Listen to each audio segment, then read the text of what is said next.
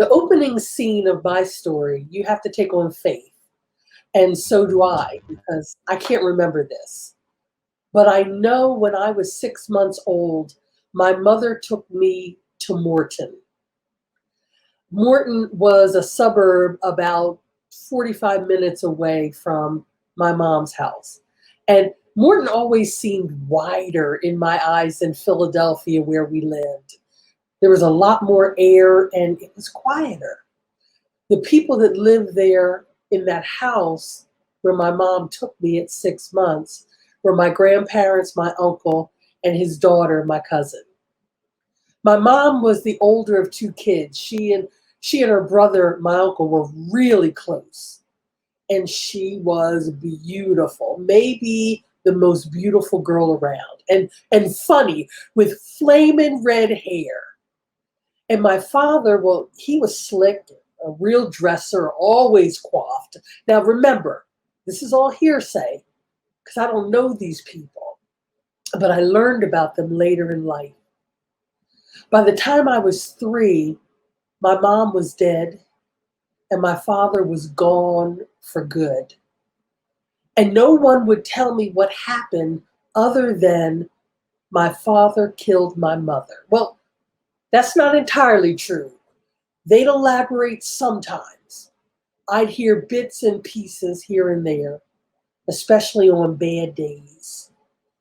And everybody had bad days, especially my uncle. Lots of bad days. Sometimes things crashed. Sometimes, no, a lot of times there was crying. As a kid, I often wondered what I had done to break the world. Maybe I'm why mommy was gone. I had done something for sure. The people said I looked like my mom, took after her. I can't confirm that as truth, but I know it's what a lot of people believed because they would see me and cry or tell me how much they loved my mom. One day, my father called the house and asked to speak with me. My grandmother asked me if I wanted to talk to him. I just ran out of the room crying. I guess I always thought that my mom was out there somewhere. After all, there were a ton of women with her name in the phone book. Maybe one day she would come back. Now, my cousin, who I grew up with, was separated from her mom too. But her dad was there, my uncle, to take care of her at the house. Her dad left the house one day to go fishing.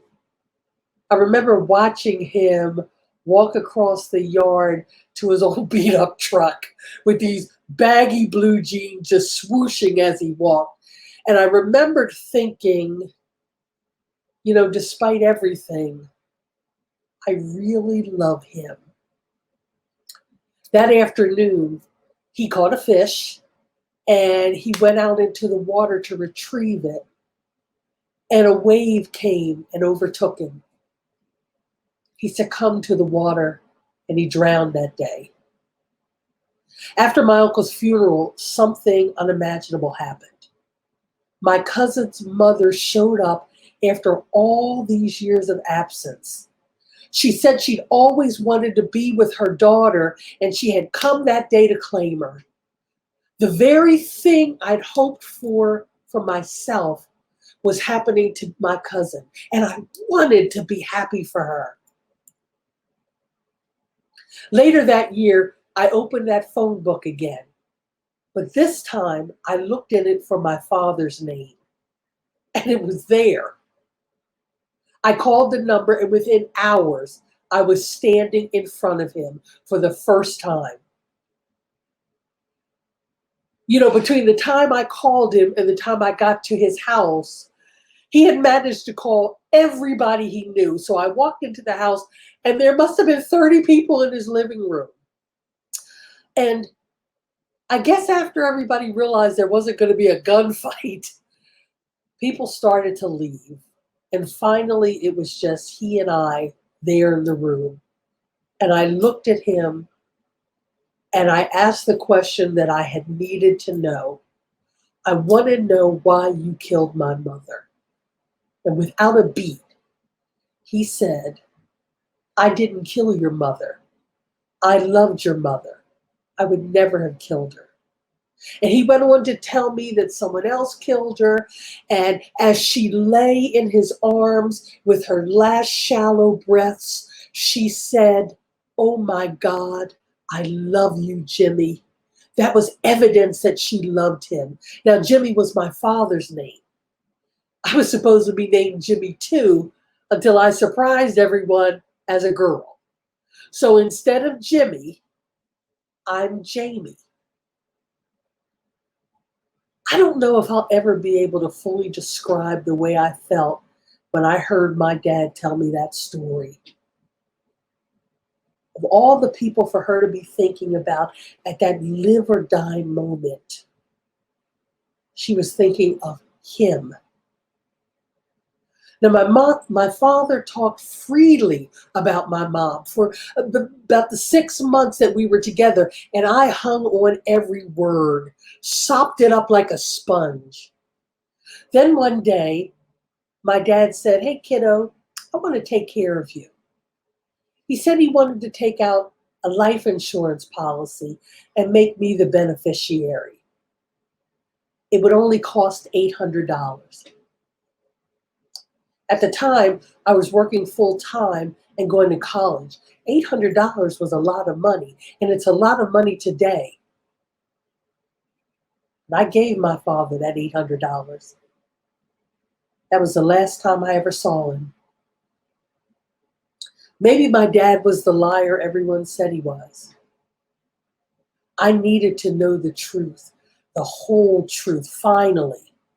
So I went to the courthouse and requested the trial transcripts from my mother's case. And there it was in black and white. See, my father had it wrong. The truth is, my mother had ended their violent relationship. He was beating her. And she had asked him on that last day to come pick up his furniture from her house. My mom called my uncle to come over that day because she was afraid of my father and didn't want to be alone when he got there. When my father rang the doorbell, my mother opened the door and he shot her in the throat, not knowing whether I was there or not. Then he stepped over her body and fired several shots into the house. Then he turned around, stepped back over her body, and fled. It was my uncle who ran outside and took my mother up in his arms. And she looked at him with those shallow breaths. And instead of saying, oh my God, I love you, Jimmy, my mother said, oh my God, I love you, Jaime. Jaime, she said my name, not his. I was the one she cared about in that moment. And she was telling me that. My mother was only 32 years old. But she crossed time and space that day at the courthouse to tell me that she loved me. Now, that still doesn't make me know her. I'm 56 years old now. I've had almost twice the life she had. I remember being 32 years old. And my niece, she's 32 now. So much of life is still left to live. My mom didn't have that. You know, somehow I thought that knowing the truth about what happened would fill the hole in me that grew wider and wider every year that my mom was not there. But it doesn't. See, I expected too much from the truth. There'll always be an emptiness where my mom should have been and would have been if she could have. Only God can fill that. But the difference now is that I know it wasn't something I did, and it wasn't her fault either. She made the best choices she could make at the time. I'm just going to have to figure out a way to move forward. My mother's on the other side of this life, and I'm still here. But between us is something powerful and full of passion that draws us to each other, and it always will. My mother, Barbara, was an extraordinary woman. She loved me, Barbara Ann did, and her life deserves to be remembered, to be spoken about. So I'm going to do it. While the truth won't close the hole, it's opened up a fierce commitment in me. You see, nobody's life should disappear. Life's too hard to end and then just evaporate. My mother had a life. She lived and she made me, and I'm going to tell her story. I love you, Mommy. Thank you.